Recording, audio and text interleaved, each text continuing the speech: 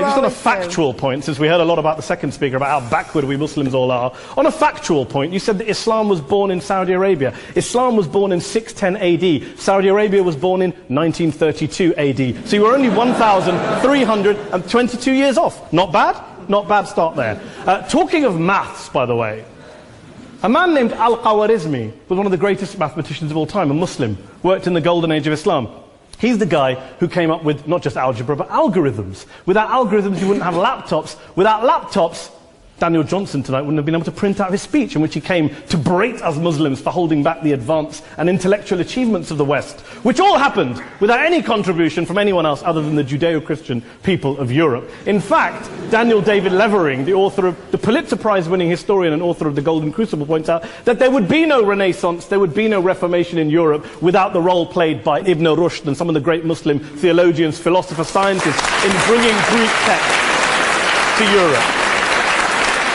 I do follow a religion in which 113 out of the 114 chapters of the Quran begins by introducing the God of Islam as a God of mercy and compassion. I would not have it any other way. I don't follow a religion which introduces my God to me as a God of war, as some kind of Greek God of wrath, as a God of hate and injustice. Not at all. As Adam pointed out, you go through the Quran and you see the mercy and the love and the justice. And yes, you have verses that refer to warfare and violence. Of course it does. This is not a motion about pacifism. I'm not here to argue that Islam is a pacifistic faith. It is not.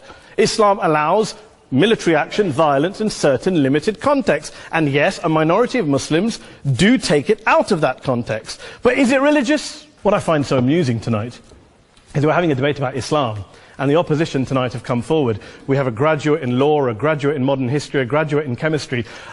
And, you know, I admire all of their intellects and their abilities, but we don't have anyone who's actually an expert on Islam, a scholar of Islam, a historian of Islam, a speaker of Arabic, even a terrorism expert or a security expert or a pollster, let alone to talk about what Muslims believe or think. Instead, we have people coming here, putting forward these views, putting forward these sweeping opinions. Listen to Professor Robert Pape of the University of Chicago, one of America's leading terrorism experts, who, unlike our esteemed opposition tonight, studied every single case of suicide terrorism between 1980 and 2005, 315 cases in total. And he concluded, and I quote, "There is little connection between suicide terrorism and Islamic fundamentalism or any of the world's religions. Rather, what nearly all suicide terrorist attacks have in common is a specific secular and strategic goal to compel modern democracies to withdraw military forces from territory that the terrorists consider to be their homeland."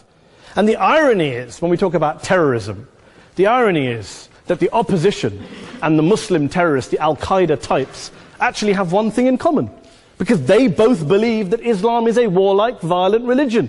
They both agree on that. They have everything in common. Osama bin Laden would be nodding along to everything he's heard tonight from the opposition side. He agrees with them. The problem is that mainstream Muslims don't. The majority of Muslims around the world don't.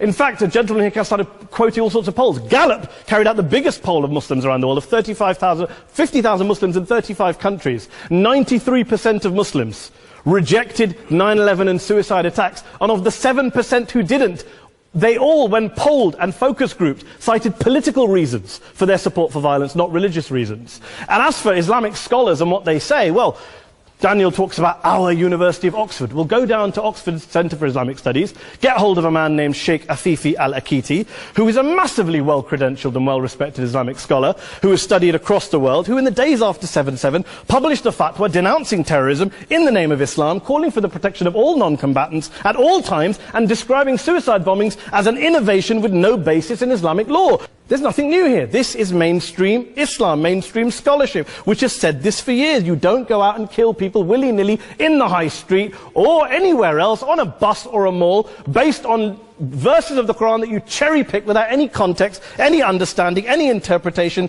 or any commentary. Here we are dealing with a 1400-year-old global religion, followed by 1.6 billion people in every corner of the world, a quarter of humanity, of all backgrounds, cultures, ethnicities. And yet the opposition tonight wants to generalize, stereotype, smear, in order to desperately win this debate. And here's my question, if we're going to generalize and smear.